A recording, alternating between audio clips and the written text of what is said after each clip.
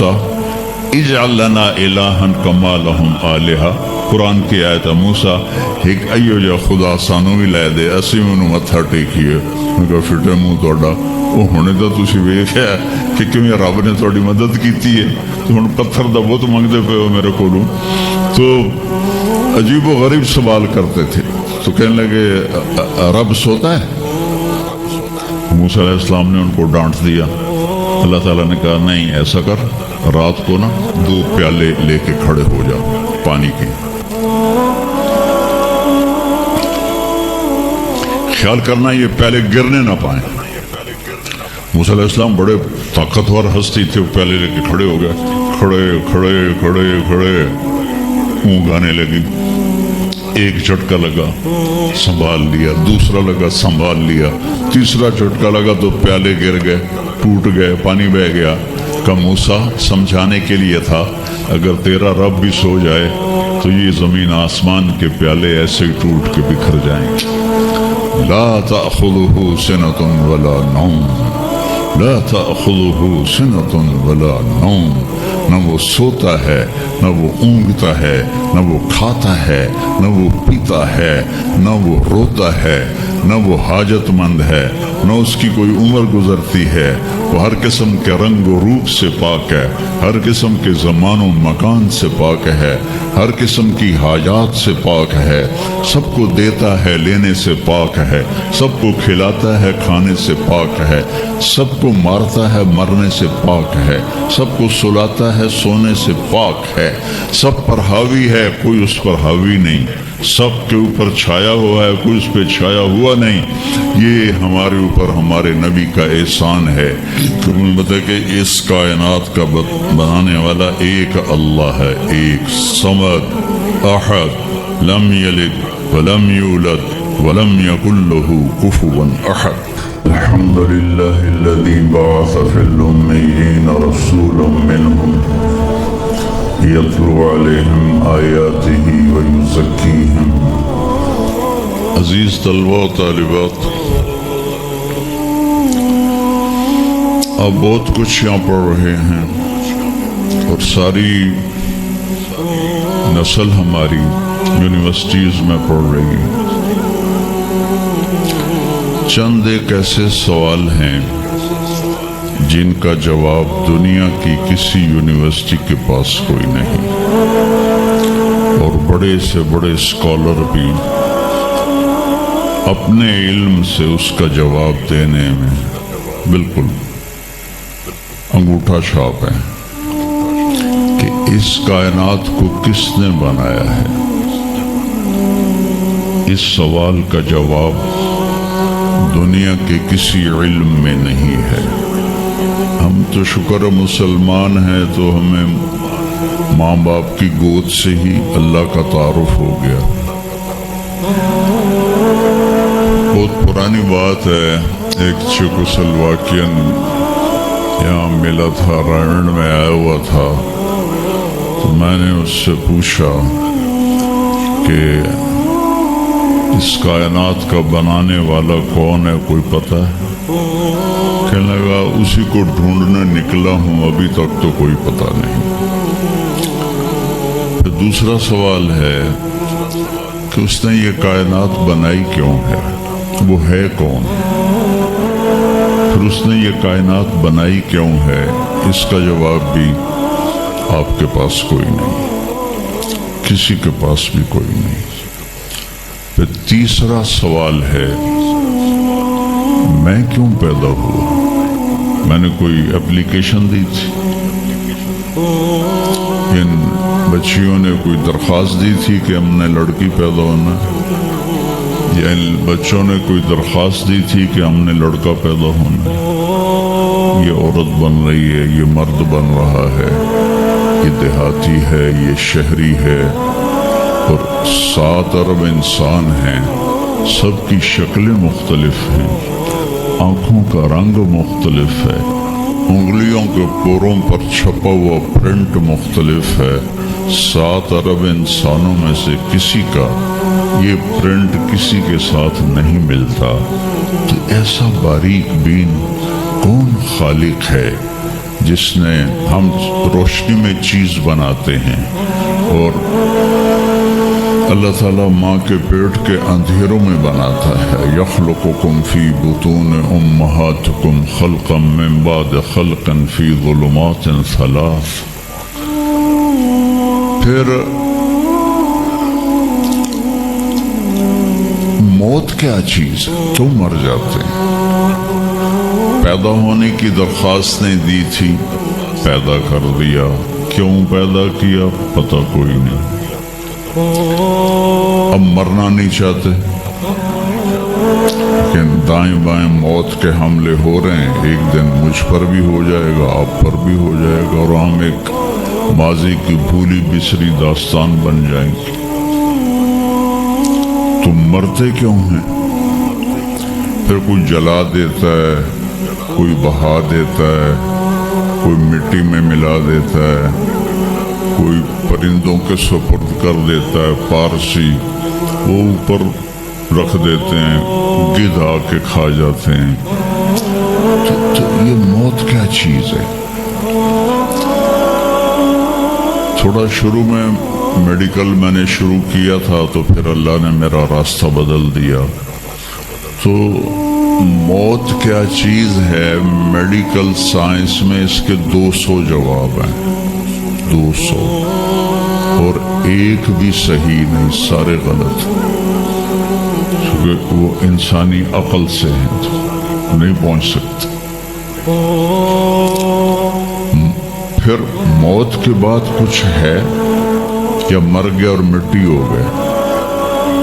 یہ چند سوال میں نے آپ کے سامنے رکھے ہیں، اور پوری دنیا کے انسانوں کو چیلنج ہے کہ اپنے علم سے جواب دو، کسی کے پاس اس کا جواب نہیں۔ نیوٹن نے یہ کہا تھا کہ اس کائنات کو 4 فورسز چلا رہی ہیں۔ عبدالسلام نے، پاکستانی سائنسدان اور 2 امریکن سائنسدان، 1976 میں یہ ثابت کیا کہ اس کائنات کو 4 نہیں 3 طاقتیں چلا رہی ہیں۔ اسٹیفن ہاکنگ نے چند سال پہلے یہ ثابت کیا کہ اس کائنات کو ایک طاقت چلا رہی ہے۔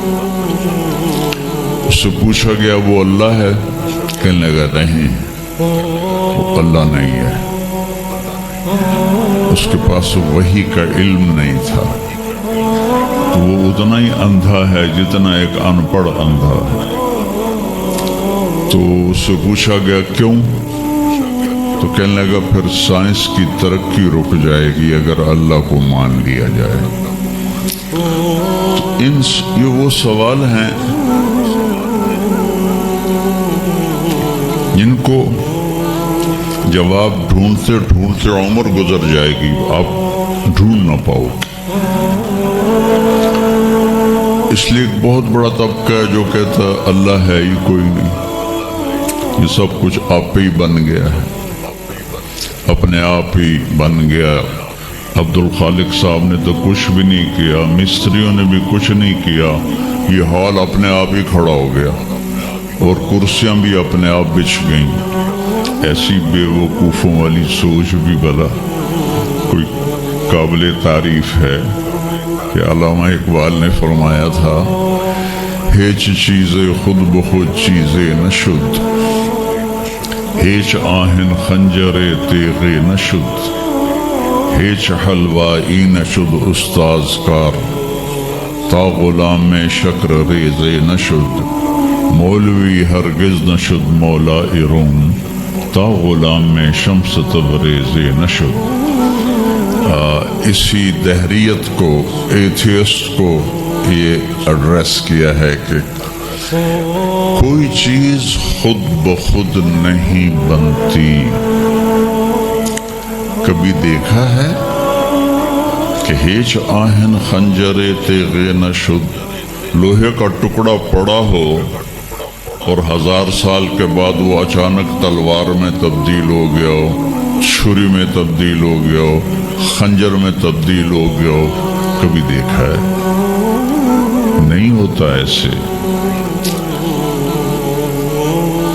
کوئی حلوائی اس وقت تک مٹھائی بنا نہیں سکتا جب تک کسی استاد کے پاس بیٹھ کر لڈو کو گول کرنا نہ سیکھے. اور مولوی روم مولانا روم نہیں بن سکتے جب تک شمس تبریز جیسی شخصیت کی صحبت حاصل نہ ہو. میں دونوں کے مزار پہ گیا ہوں ترکی میں، اونیا میں. دونوں حضرات دفن ہیں، پیر بھی مرید بھی. مولانا روم کو آج شاید کوئی دھرتی پہ جانتا بھی نہ، اور میں اس یونیورسٹی میں ان کا نام بھی نہ لیتا. وہ ایک فلسفی عالم تھے اور منطقی عالم تھے. وہ دور تھا فلسفہ اور منطق کا. مسلمانوں نے قرآن و حدیث کا علم بہت پس پشت کر دیا تھا، اور جو فلسفہ اور منطق کے عالم ہوتے تھے وہ بادشاہوں کے دربار میں بڑی جگہ پاتے تھے. تو ان کے سامنے کتابوں کا ڈھیر تھا ان کے ساتھ، اور ادھر طالب علم بیٹھے تھے، انہیں وہ پڑھا رہے تھے. اور یہ کتابیں قلمی نسخے تھے، ہاتھ سے لکھے. تو شمس تبریز رحمہ اللہ مسجد میں داخل ہوئے ننگے پاؤں، اور سفر کے آثار پگڑی پر بھی، کپڑے پر بھی. تو وہ بڑی سادگی سے پوچھتے ہیں کہ مولانا یہ چیز یہ کیا ہے؟ وہ کتابوں کا ڈھیر. تو اس کو یوں دیکھا تو یہ تو ان پڑھ جائے چٹا انہوں میں کی جواب دے. کہنے لگے این است کہ تو نمی دانی. میرے پیارے یہ وہ ہے جو تو نہیں جانتا. تو ایک دم آگے بڑھے، کتابوں کو یوں دھکا دیا، ساتھ ہی تالاب تھا، ساری کتابیں تالاب میں چلی گئی.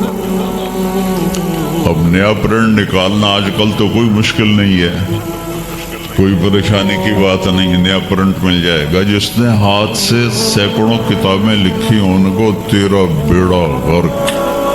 وہ ان پڑھ بندیا، تو میری حیاتی برباد کر دیتا. نامراد ہوڑا میں دوبارہ کتوں لکھ کے لیاواں گا. وہ مسکرائے، حوض میں چھلانگ لگائی، اور ایک ایک کر کے ہر کتاب خشک ان کے سامنے رکھتے، خشک اس سے مٹی نکل رہی، سامنے رکھتے گئے رکھتے گئے رکھتے گئے. پورا ان کا جو ان کی لائبریری تھی وہ پانی سے خشک نکال کر ان کے سامنے رکھ دی. ہوں ملا جی دی واری آ گئی. کہنے کہ این چیز تھا، یہ کیا ہے؟ این چیز یہ کیا ہے؟ تو شمس تبریز بولے این است کہ تو نمی دانی. یہ وہ ہے جو تو نہیں جانتا.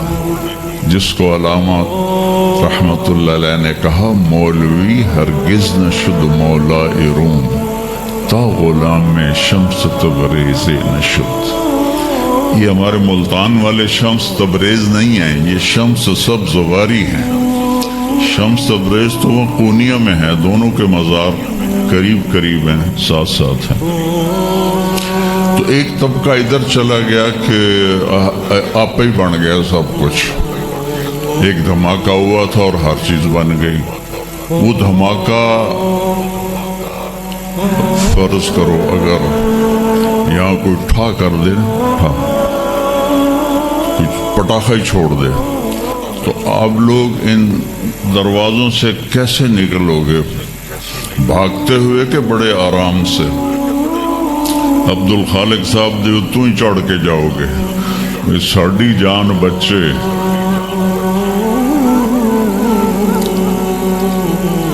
اور اگر میں یوں کہوں کہ گندم کا ڈھیر پڑا تھا، اس میں دھماکہ ہوا اور گندم اڑتی ہوئی بوریوں میں جا کے فکس ہو گئی، اور بوریاں سل گئیں اور ٹرک پہ چڑھ گئیں اور منڈی میں جا کے بک گئیں، تو تسی دو جتیاں مار کے میں باہر کٹ دے. ایک دھماکہ ہوا، وہ دھماکہ اتنا قابل تھا، اتنا علم والا تھا کہ اس سے دو طاقتیں پیدا ہوئیں، ایک سپیڈ کی اور ایک مقناطیس کی۔ تو اگر سپیڈ اور مقناطیس کی طاقت میں ایکوالٹی نہ ہوتی اور 1/10 خرب سیکنڈ، یہ آسٹریلین سائنسدان کی بات میں بتا رہا ہوں، 1 سیکنڈ کے تو 100 سے زیادہ حصے ہو نہیں سکتے، لیکن انہوں نے کہا فرض کرو اگر 1 سیکنڈ کے 1/10 خرب حصے ہوں تو وہ 1/10 خرب حصے میں اگر تھوڑا سا رفتار اور مقناطیس کی طاقت میں فرق آ جاتا تو ساری کائنات ٹکرا جاتی۔ لیکن یہ اتنی سمجھدار، اتنی اعلیٰ پڑھی لکھی کائنات ہے کہ نہ رفتار زیادہ ہوئی کہ پھیل کے فنا ہو جائے، نہ مقناطیس زیادہ ہوا کہ سکیڑ کے پھر زیرو کر دے۔ تو اس بیلنس کو خود بخود قائم ہو جانا اس تو وڈا کملا کوئی نہیں، بے وقوف کوئی نہیں۔ جو کہتا سورج کا بھی ایک سسٹم بن گیا، چاند کا بھی بن گیا، گلیکسی کا بھی بن، اور اپنا آپ چلے جا رہے ہیں، چلے جا رہے ہیں، چلے جا رہے ہیں، ایسے ہی رہیں گے، ہمیشہ رہیں گے۔ کچھ کہتے ہیں فنا ہو جائیں گے۔ یہاں انسان جاہل ہے، اس جہالت کو دور کرنا سب سے پہلا علم ہے۔ اگر مرتے ہوئے مجھے پتا چلا کہ یہاں تو معاملہ کچھ اور ہے، جو لوٹ آئیں تو کچھ کہنا نہیں، بس دیکھنا انہیں غور سے جنہیں راستوں میں خبر ہوئی کہ یہ راستہ کوئی اور تھا۔ چلتے چلتے پتا چلا کہ ہم تو کہاں پہنچ گئے، تو اس وقت تو پھر رب ارجعون کے نعرے قرآن کہہ رہا ہے، کہیں گے رب ارجعون، یا اللہ واپس کر دے، لعلی اعمل صالحا، میں بڑے اچھے کام کروں گا۔ اللہ نے کہا کلا، اب نہیں ہو سکتا ہے۔ تو نبی جو آتا ہے 1,24,000 نبی یہ علم لے کر آتے ہیں اور وہ انسانوں کی اس جہالت کو دور کرتے ہیں۔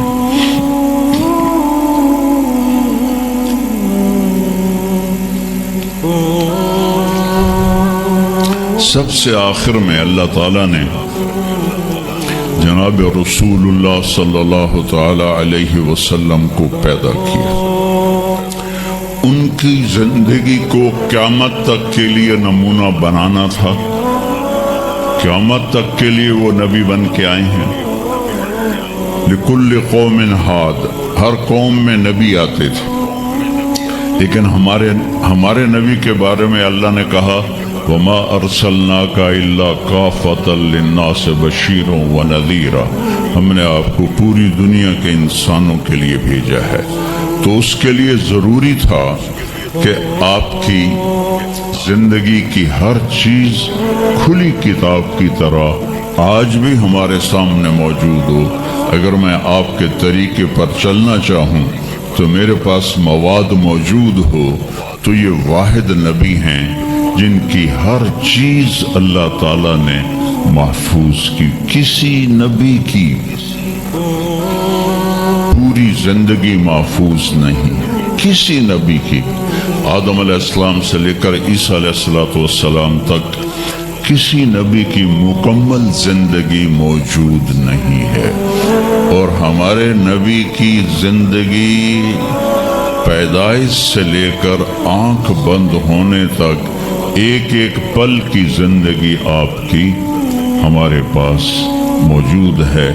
میں نے ایک آیت پڑھی تھی لقد جاءکم رسول من انفسکم، میں موریتانیہ گیا، وہاں پڑھتے ہیں لقد جاءکم رسول من انفسکم۔ موریتانیہ ویسے تو افریقہ میں ہے لیکن عرب ملک ہے، وہاں سارے یمنی عرب رہتے ہیں سارے، اور پورے موریتانیہ میں آپ حیران ہوں گے ایک بھی بے نمازی نہیں، پورے موریتانیہ میں ایک لڑکا لڑکی مرد عورت بے نمازی نہیں. اور صومالیہ میں گیا، ایک بچہ بچی مرد عورت بے نمازی نہیں. ہمارے بچے، آپ لوگ کالج جاتے ہو تو موبائل آپ کے ہاتھوں میں ہوتے ہیں، بس میں بیٹھے ہو یا گاڑی میں بیٹھے ہو، موبائل پہ آپ کی نظر ہوتی ہے. اور میں چونکہ 2 دفعہ گیا ہوں صومالیہ، 2 دفعہ، تو وہ بچے جب صبح جا رہے ہوتے ہیں اسکول تو ان کے ہاتھوں میں قرآن ہوتے ہیں اور وہ قرآن پڑھتے جا رہے ہوتے ہیں. کوئی میچ ہی نہیں ہے. ایسی خوبصورت زندگی ان کی.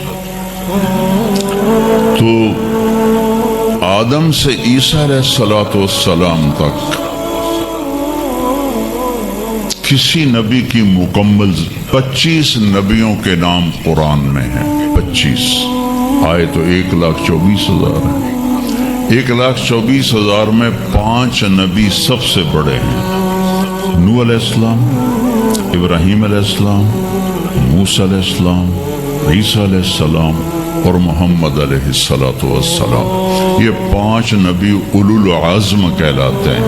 یہ سب سے بڑے رسول ہیں، سب سے بڑے رسول ہیں. لیکن زندگی صرف ہمارے نبی کی. من انفسکم میں اشارہ ہے آپ کی خاندانی وجاہت کی طرف، کہ آپ بنو ہاشم سے ہیں جو سب سے عالی خاندان ہے، اور آپ کا نسب آدم علیہ السلام تک محفوظ ہے، بے داغ نسب ہے. آپ نے فرمایا میں اپنے باپ، جتنے بھی میرے پیچھے باپ ہیں، کسی میرے باپ سے زنا ثابت نہیں ہے، میرے کسی باپ نے زنا نہیں کیا ہے. یہ نسل کی حفاظت کا نظام چلایا. ایک دفعہ میں نے ملتان کی ضلع کونسل سے اپنے تلمبہ ہمارا ہوم ٹاؤن ہے تو اس کے گرد ہماری زمینیں ہیں، تو میں نے اپنے بزرگوں کے دیکھنے کے لیے نام شجرے، تو وہاں سے میں نے 3 لاکھ روپیہ دے کے تو وہ رجسٹر نکلوایا. 1874 کا رجسٹر تھا. تو اس میں 1874 سے پہلے کا تو لکھا ہوا نہیں ہے، بعد کا لکھا ہوا ہے آخر تک. تو اس میں 19 نام مجھے ملے. میں ان کو یاد نہیں کر سکا، حالانکہ میرے پیو دادے پردادے، لیکن میں یاد نہیں کر سکا. دہرانے کی کوشش کی، حافظہ بھی اللہ نے اچھا دیا، یاد نہیں کر. تو اس میں وہ دلچسپی نہیں تھی. میں نے اپنے نبی کا نسب نامہ یاد کرنا شروع کیا. اس میں 90 نام ہیں، اور میرے دل میں تھا کہ میں روضہ رسول کے سامنے کھڑے ہو کر آپ کو سلام پیش کروں گا. آپ کے نسب کا پوری پیڑھی، ہماری پنجابی میں پیڑھی کہتے ہیں، پوری پیڑھی پڑھ کے میں آپ کو سلام پیش کروں گا. کیونکہ ہمارا کلچر ہے، ہم لوکل لوگ ہیں، ہم مائگریٹڈ نہیں ہیں، نسلوں سے آباد ہے اور زمیندار ہیں. تو ہمارا ایک کلچر ہے کہ ہمارے مراسی ہوتے ہیں، وہ آ کے ان کا کوئی کام نہیں ہوتا، سرداریاں قائم، دیر آباد، میاں طارق جمیل دے، میاں اللہ بخش دے، میاں نیت علی دے، میاں گانے دے، میاں جہانے دے. اگو مینو بھی نہیں پتا، وہ پڑھی جاندے اور وہ لے کے جاتے ہیں دانے، لے کے جاتے ہیں پیسے. ان کی بچیوں کی شادیاں کرواتا ہوں، بیمار ہو جائیں علاج کرواتا ہوں. اور کام وہ دھیلے کا نہیں کرتے. ایک مراسی اپنے بیٹے کو لے کر آ گیا، میں ڈیرے میں تھا، کہنے لگا میاں صاحب ہمارا ٹائٹل وہاں میاں صاحب میرے پوتر نو نوکری لوا دی. میں کیا کدی مراسیاں نوکری کی تھی پہلے؟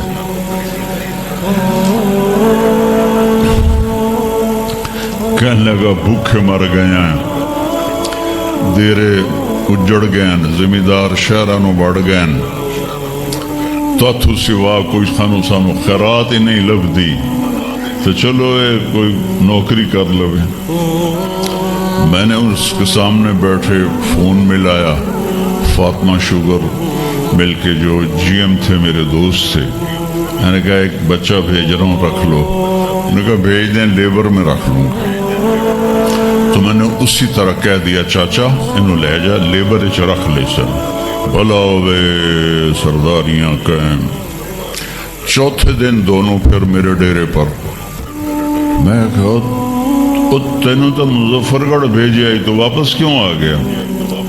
تو اس کا باپ کہتا ہے میاں صاحب میں سمجھا لیبر کوئی وڈا افسر ہوندا ہے، تو میرا پتر افسر ہو سی، انہیں تو بوریاں چوا چوا چوا دی کنڈ بن چھڑی۔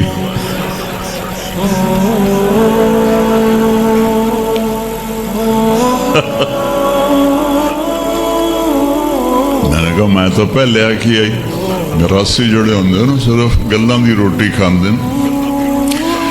تو وہ یہ ثقافت میں نے دیکھی ہوئی ہے اور آج بھی اس کو میں بھگت رہا ہوں، پال رہا ہوں۔ باقی سب زمینداروں نے ہاتھ کھڑے کر دیے لیکن میں نے اس کو زندہ رکھا ہوا ہے۔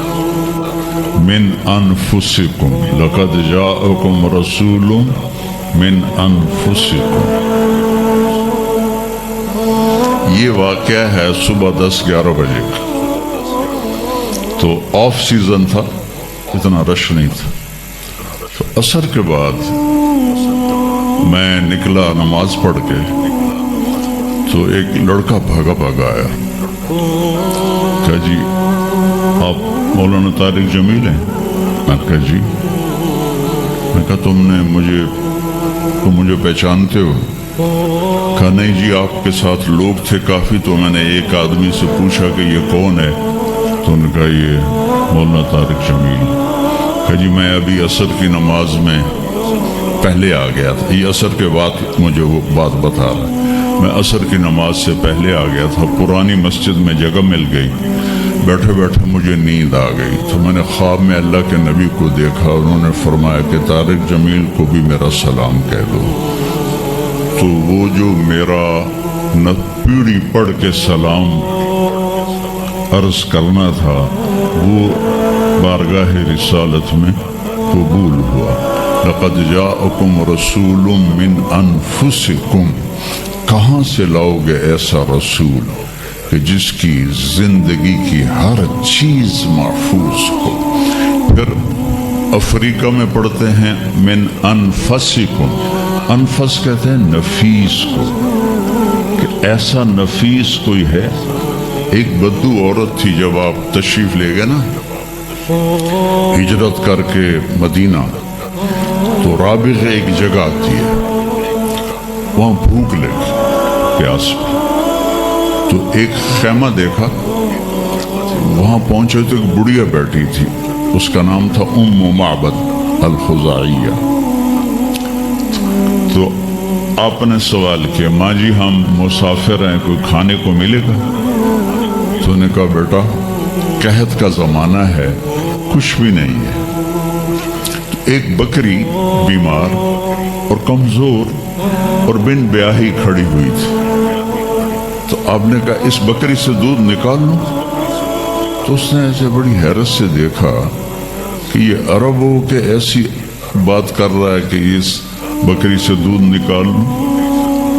تو وہ کہنے لگی یہ تو بن بیاہی ہے، اس کا تو ویسے بھی اس کے جسم پر بوٹی نہیں ہے، اس سے ایک قطرہ بھی کوئی نہیں۔ تو ماں جی آپ اجازت دیں؟ اللہ کا ٹھیک ہے۔ تو وہ آپ کو غور سے دیکھنے لگی، کیونکہ انہونی بات ہو رہی تھی۔ اپنے اتنا بڑا وہ تھا برتن، وہ آپ نے لیا اور اس کے تھنوں کو یوں ہاتھ لگایا تو وہ چھلک کے مشکیزے کی طرح نیچے آ گئے، اور آپ نے دودھ نکالا، وہ فل ہو گیا۔ آپ نے حضرت ابوبکر کو پلایا، عامر بن فہیرہ کو پلایا، عبداللہ بن اوریقت جو آپ کے راہبر تھے، آخر میں آپ نے خود پیا، پھر دوبارہ نیچے بیٹھے اس کے، اور پھر نکال کے پورا وہ جگ بھر کے رکھ کے دیا۔ بکری کی عمر ہوتی ہے 7 سال، 7 سال تک یا ذبح ہو جائے یا وہ از خود مر جائے گی۔ بہت کم ہوتا ہے کہ کوئی بکری 7 سے 8 سال ہو جائے۔ یہ اس بکری کو میرے نبی کے ہاتھ لگے تھے، یہ بکری 22 برس زندہ رہی، 22 برس، اور اس کو ذبح نہیں کیا گیا، یہ مر گئی، خود ہی مر گئی، وہ نبی کے ہاتھوں کی برکت۔ شام کو اس کا خامد آیا ابو معبد، نے کہا یہ دودھ کہاں سے؟ تو ام معبد کہنے لگی اس بکری سے۔ پاگل ہو گئی ہیں، یہ بکری تو دے سکتی ہے؟ سکا میں بھی یہ سمجھائی نہیں دین دی، پر کوئی جادوگر آیا ہے، وہ ہاتھاں دی کرامت آئی، جگ بھریا پیا۔ کہنے لگا ان عتیلی، مجھے اس کی صورت بتاؤ وہ کیسا تھا، مجھے لگتا ہے یہ وہ قریشی ہے جس کی خبر مشہور ہو گئی ہے کہ وہ مکہ چھوڑ کے مدینے جا رہا ہے۔ تو اب وہ بولی، ترجمہ بعد میں کروں گا، اب الفاظ کا ردم اور اس میں جو موسیقی ہے اس کو آپ تھوڑا محسوس کیجئے گا۔ رأیت رجلا ظاہر الوضاء ابلج الوجه حسن الخلق لم تعبه ثجلة لم تزري به صعلة وسيم قصيم في عينيه دعج في أشفاره وطف في صوته صحل في لحيته كثافة في عنقه سطع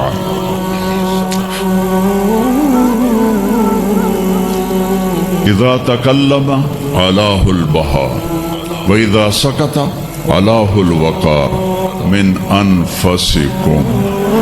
میں نے ایک شخص دیکھا، مجھے یوں لگا جیسے 14ویں کا چاند ہی کپڑے پہن کے زمین پہ آ گیا ہے، ایسا دیکھا۔